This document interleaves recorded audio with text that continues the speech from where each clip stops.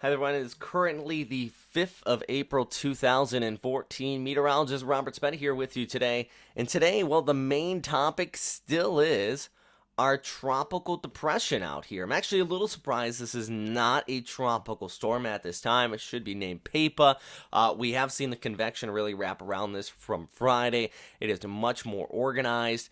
And I know I said this yesterday, but I do think that today we are going to see a tropical storm here in the near future, a named tropical storm. At the very least, it's going to be entering the Philippine area of responsibility, and that's going to cause it to have a name as well, Domeng. So on the title, I put both of those on there. Before I get into this, I do want to talk about if you were in Tokyo, and then when I try to cover the entire Western Pacific in these updates if you're just watching this for the tropical. So just skip ahead. I'll put an annotation on the screen when I get back to the tropical. But do want to quickly mention that there was tornado advisories in place out here across Saitama and Ibaraki Prefecture in central Japan here on Friday.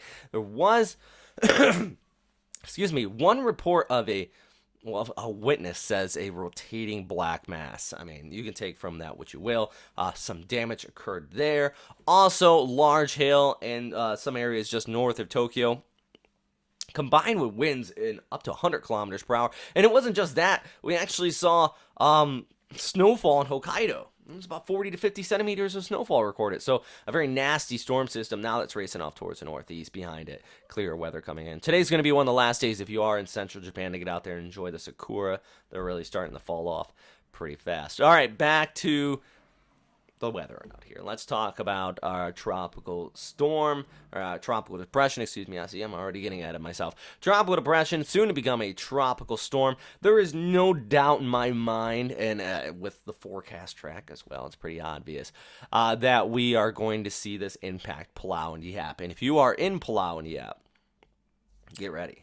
Tropical storm strength winds. Now, is this going to be on the par with what we saw with BOFA here in 2012? The last storm system I can think of that really impacted this area. No, it is not going to be at that intensity.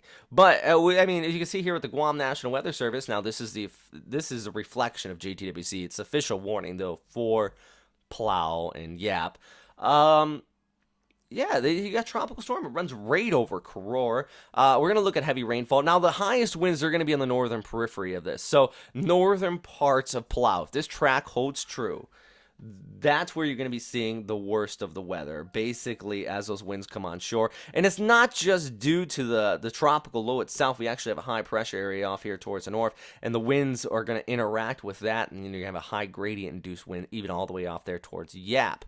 Let's go actually ahead, and I'll show you here on the ECMWF model outlook what exactly I am talking about. Let's scroll back here, and you can see the highest winds off there along the northern periphery of our low pressure area, and that's all due to that tight gradient induce. Not to mention it is the right front quadrant, which is typically the higher part of the storm. Now ECMWF keeps our storm system south of Palau, and it's right here, and some very heavy rainfall continuing to occur. This is actually on Sunday, so we're talking about Saturday night, basically starting through Sunday. The islands out here just continue to get whacked. That pushes overhead, and eventually it'll taper off by Monday into Tuesday. So Sunday, if you're visiting and you plan on getting out there and going on a dive on Sunday or something, I would think again, even inside the protected area of the reef, I mean, this is just going to be nasty weather to be had. I would not recommend it. I would recommend staying inside, riding this one out. I'm sorry. I know Palau, your main income is tourism, and this is definitely going to put a big damper on the weekend, but better safe than sorry. You don't want anybody venturing out and getting hurt because of a tropical storm, potentially by this time a severe tropical storm. Now, beyond that, could we see a typhoon? Well, dynamical model guidance says maybe. Climatology says Philippine Sea, warm sea surface temperatures. This is far enough south, we could see it miss vertical wind shear, and we could see a typhoon, at the very least a severe tropical storm. Both, they're still going to cause some damaging winds, and especially out here in the eastern parts of the Philippines. With all due respect to the Philippines, when we get a storm this strong in this part of the country, people die, and especially if they're not properly prepared, that's when we start to see this stuff happen. So let's get into, after this hits plow here on, well, Sunday and the Monday, where is it going next? Well, let's pull back that picture, and you can see our storm system. This is by April the 6th here, so Sunday. It's over Palau. We're starting to see the winds pick up there across the Philippines. It's going to continue to track off there towards the west, though. And I know yesterday I put out this track map right here, and I have that recurvature scenario pulling off there towards the north. And I do apologize for the vagueness of it, and I left it at that because, I mean, we still have 5 days. And I do want to say that whoever gets impacted, possible threat next week of flooding, high winds, landslides, even tornadoes, waves. Yes, that's there as well. Storm surge, I don't think we're going to see a significant storm surge, but if you are in the right front quadrant of this storm system, just like I mentioned there on the plow, I mean, you got those winds coming on shore. Yeah, there's going to be a coastal flooding, and that's the storm surge. It's going to come up. Now, is it going to be very intense? Is it going to be anywhere remotely close to high end? No. It's a much weaker storm. We're talking about a Category 1. But, I mean, if you live in on the beach, literally, I would recommend getting out of there. Let's go ahead and continue to scroll ahead. By Monday, well, that's when we start. So Monday night, we start to see those winds really start to kick on shore. Heavy rainfall across much of Mindanao, extending off there towards Visayas as well. And this continues to stroll off there towards the west. Go back to that track map, actually, and that's one reason why I pulled it up. I forgot to mention this. I said that the recurvature scenario was likely. Today, I think this is more... No.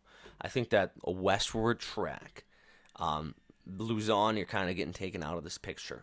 Mindanao and Visayas on this westward track seems more likely today. Main reason, that high pressure ridge I mentioned earlier. That looks like it's going to stay in place out here. There is a passing trough, and you can see it right there. Look at that. You got some storm systems over Taiwan. We do have a passing upper level trough right there. I don't see this coming over towards our low. I don't see it strong enough to pick up our low, that is. And that's going to keep her on a westward track, a westward progression.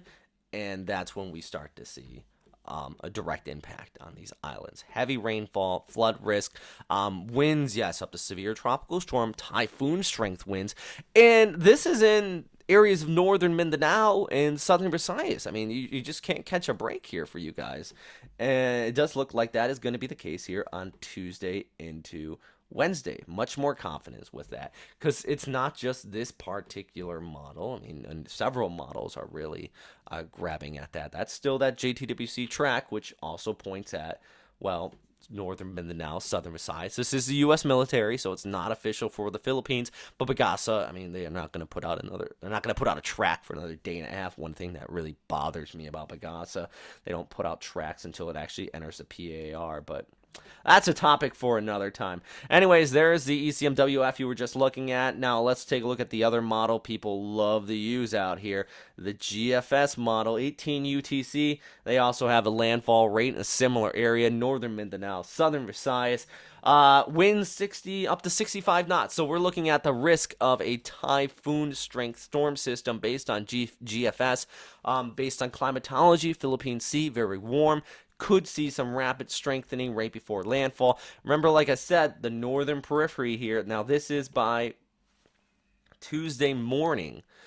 Northern periphery, this is where you're going to see the worst of the winds. And if there is a storm surge, it will be, if there is a storm surge and this model holds true, it'll be right in here where those winds are coming on shore, combined with just the overall movement of the storm, depending on how fast it is.